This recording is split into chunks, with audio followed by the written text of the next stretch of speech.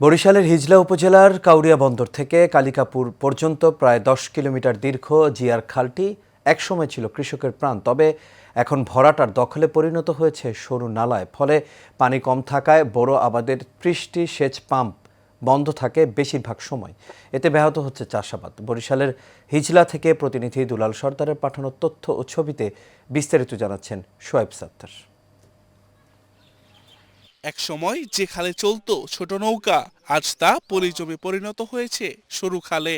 কোথাও আবার অবৈধ দখল ও স্থাপনা গড়ে তুলেছেন কেউ কেউ। এমন অবস্থা বরিশালের হিজলার কাউরিয়া বন্দর থেকে কালিকাপুর পর্যন্ত প্রায় ১০ কিলোমিটার দীর্ঘ জিয়ার খালের।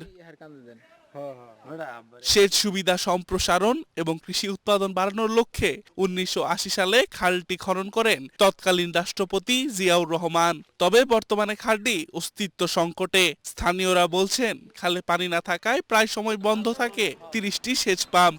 ফলে ব্যাহত হচ্ছে ৫০০ হেক্টর জমির বোরো চাষ। খালটা বন্ধ হয়ে রয়েছে, ১০ থেকে ১২,০০০ কৃষক বন্ধ হয়ে রয়েছে। এনে খাল বুড়িয়ে গেছে গিয়া, পানি থাকে না, ব্লক করা যায় না, এই যে খালের দরকার। ১০-১২টা ব্লক হয়, এখনো ব্লক করতে পারতেছে না পানির কারণে। আমরা এটা সরকার চাই। উদ্বোধন কর্তৃপক্ষের দৃষ্টি আকর্ষণ করছি যাতে এই খালটা খনন হয় এবং আমরা পুনরায় করতে পারি। এই খালটি জিয়া খাল নামে পরিচিত ছিল।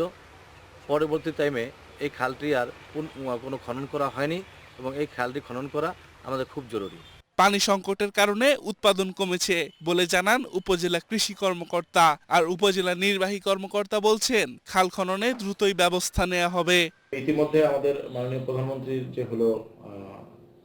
যে খাল খনন কর্মসূচি, এটা আমরা গুরুত্ব সহকারে নিয়ে খাল খননের জন্য আমরা সংশ্লিষ্ট দপ্তর এবং সংশ্লিষ্ট মন্ত্রণালয়ের কাছে আমরা তথ্য প্রেরণ করেছি। আমরা জেলা প্রশাসকের মাধ্যমে সংশ্লিষ্ট যে তথ্যগুলো রয়েছে সেই মোতাবেক আমরা মাননীয় প্রধানমন্ত্রীর কার্যালয়ে আমরা প্রেরণ করব।